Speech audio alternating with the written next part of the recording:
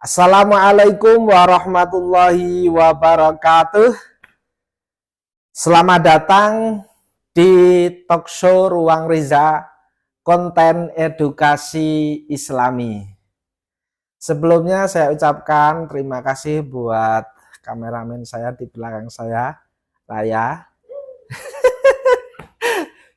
Jadi ini saya minta bantuan anak saya yang nomor 2, Raya, kelas berapa, Adik? Kelas 3 ya. Saya ajak buat collab di sini, katanya belum berani ya. Ya. Yang pertama saya ingin mengkonfirmasi dan mengklarifikasi kepada keluarga saya, tetangga saya, atau saudara-saudara saya yang berhubungan langsung di dunia nyata dan sudah ikut atau follow akun saya.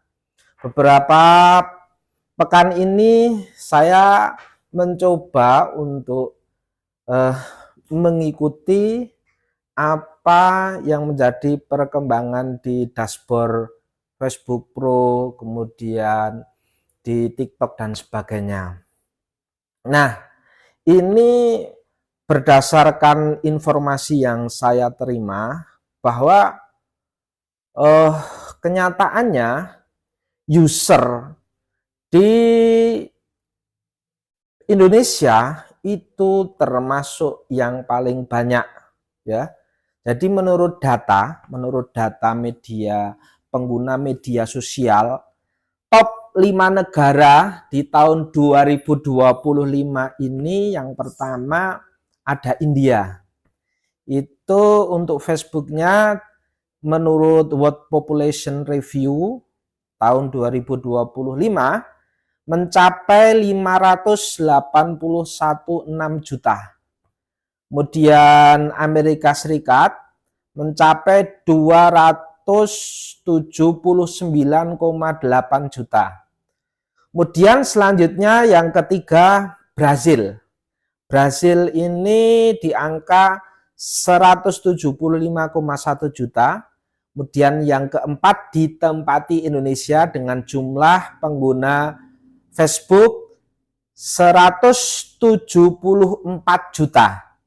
Dan yang kelima Meksiko 111,4 juta. Oke, saya ambil 5 besar dari data statistik di dunia. Kemudian IG statistiknya yang pertama ada India dengan jumlah pengguna 413 juta. Kemudian yang nomor 2 Amerika Serikat dengan jumlah 171 juta. Kemudian Brasil 140 juta. Indonesia 103,40 juta. Dan disusul negara Turki untuk IG-nya. Turki menempati urutan ke-5 dengan jumlah 58,48 juta.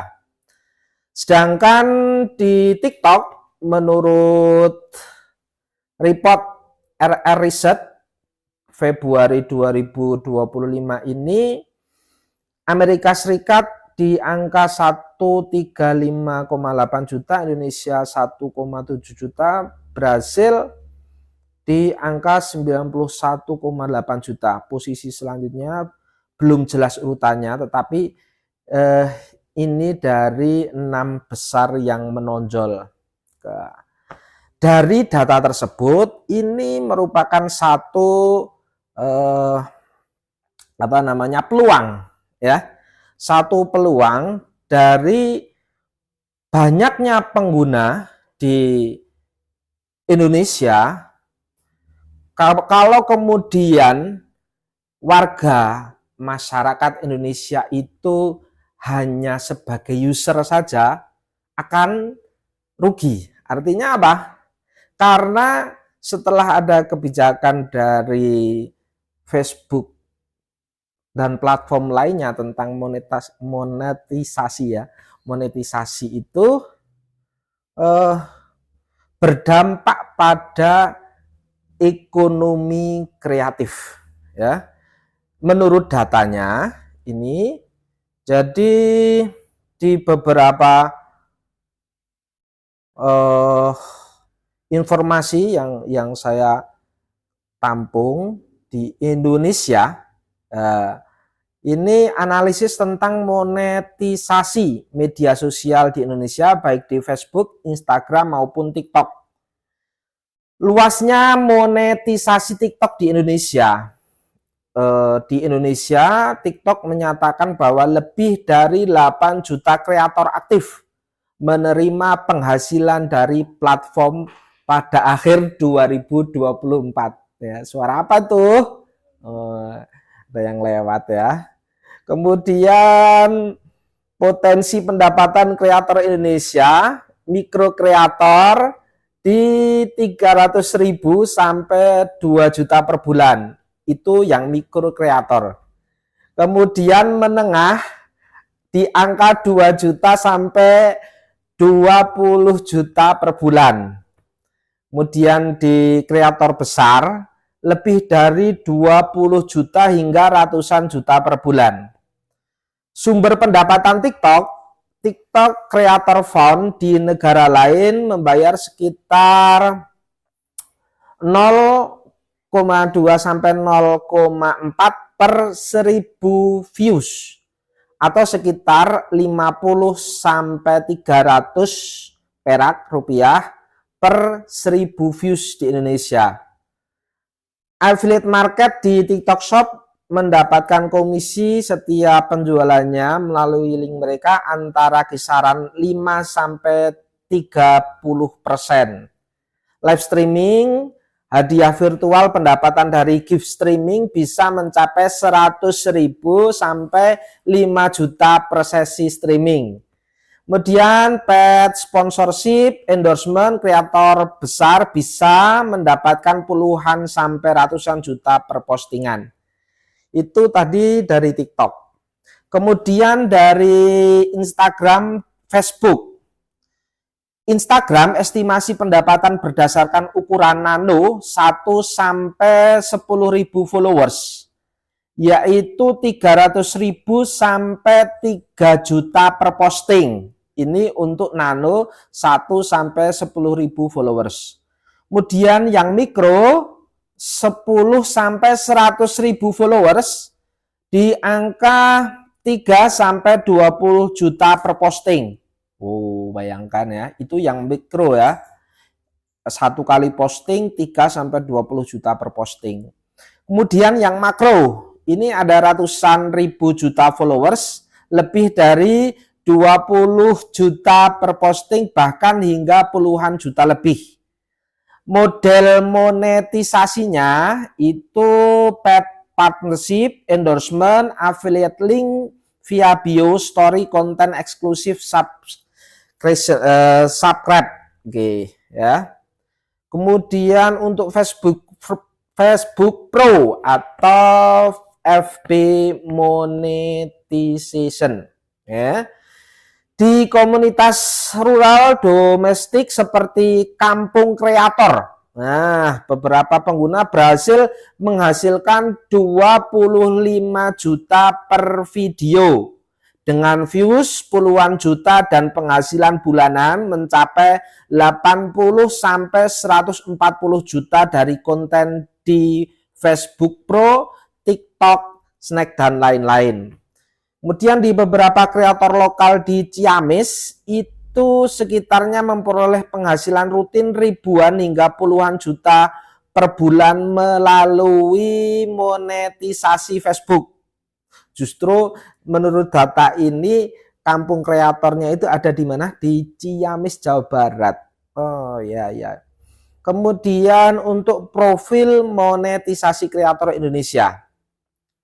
Lebih dari 8 juta kreator di TikTok sudah menghasilkan uang melalui platform ini.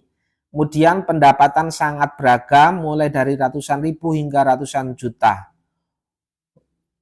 Untuk analisis dan insight-nya dari beberapa platform, untuk TikTok ini dengan distribusi monetisasi paling luas di Indonesia. Baik kreator kecil maupun besar bisa meraih cuan terutama lewat fitur live gift dan affiliate.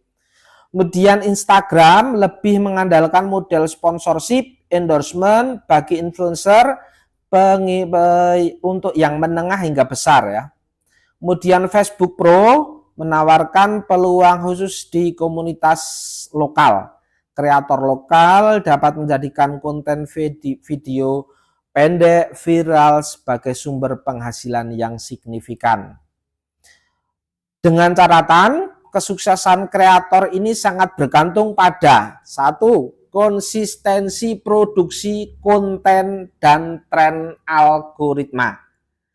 Kemudian engagement audiensi tinggi dan disertifikasi sumber pendapatannya, konten live, affiliate merek, dan perkembangan ekosistem lokal seperti agensi kreator dan lain sebagainya. Yang menjadi kesimpulan bahwa di Indonesia ini monetisasi media sosial telah menjadi fenomena besar. Setidaknya 8 juta orang kreator TikTok aktif menghasilkan uang. Kemudian pendapatan berkisar dari ratusan ribu hingga ratusan juta rupiah tergantung skala kreator dan platformnya. Model monetisasi di TikTok paling inklusif ya, di terbuka. Sementara di Instagram dan Facebook lebih menguntungkan kreator dengan audiens tertentu. Kemudian untuk komunitas lokal tadi bisa menjadi contoh ya.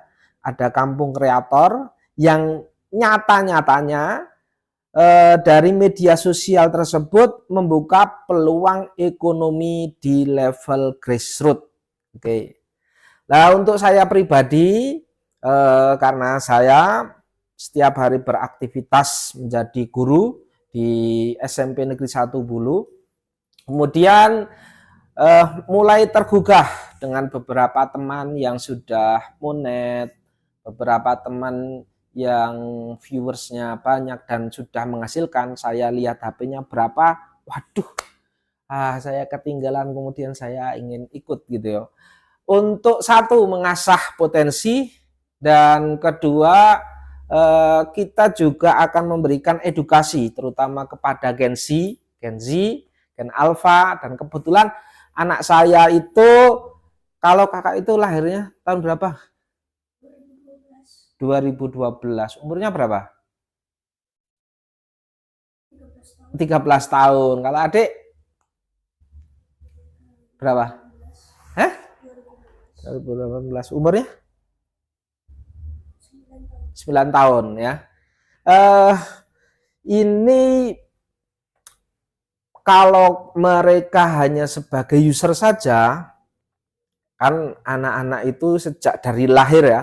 Dulu kan adik masih ingat, atau mungkin ketika bayi jebrol itu, lagu yang sedang viral itu ada lagu Baby Shark itu ya. Baby Shark lalalala, begitu ya.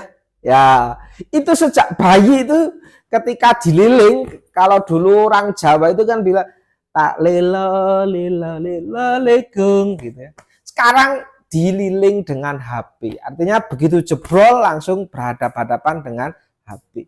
Nah, saya mulai khawatir ketika umur anak-anak saya ini semakin besar, kemudian untuk mengakses HP-nya juga tidak bisa difilter kan, ketika dia pegang HP, entah itu buka konten atau buka game semacamnya ya, itu akan sangat berdampak negatif kalau kemudian tidak difilter dan diarahkan ya.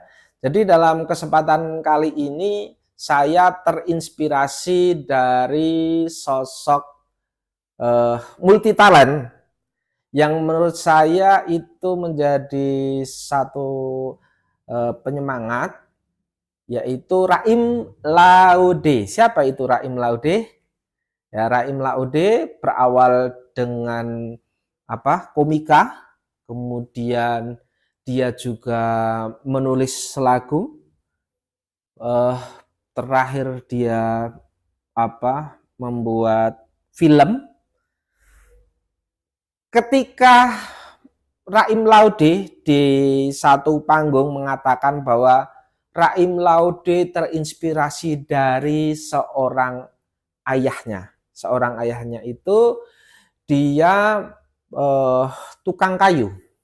Tapi di sela-sela menunggu job, mendapatkan pekerjaan dari tukang kayu itu, ayahnya Raim Laude itu membuat furnitur seperti lemari, kursi, dan seterusnya. Itu bisa dicek di IG-nya Raim Laude atau di YouTube-nya Raim Laude ketika stand up. Sangat-sangat menginspirasi dan itu bisa menjadi contoh bagi generasi Indonesia. Secara umur saya mungkin lebih tua dari siapa Kak Raim Laude ini, tetapi saya mau belajar. Oh ternyata seorang Raim Laude yang datang dari Wakatobi ya, Sulawesi ya, itu bisa mencapai kesuksesan dengan kesungguhan dan mau belajar.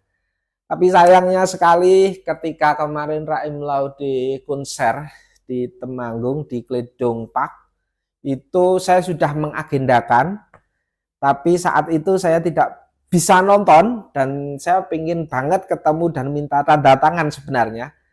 Karena waktu itu saya mengantarkan anak ke pondok dan tidak cukup waktunya. Mungkin lain kesempatan suatu saat dengan video ini Kak Raim bisa mendengar, melihat video ini. Saya ingin ketemu dan ngobrol dengan Kak Raim Laude. Dan beberapa tokoh yang lain yang menjadi masukan bagi saya, termasuk ada Najwa Shihab, kemudian ada siapa?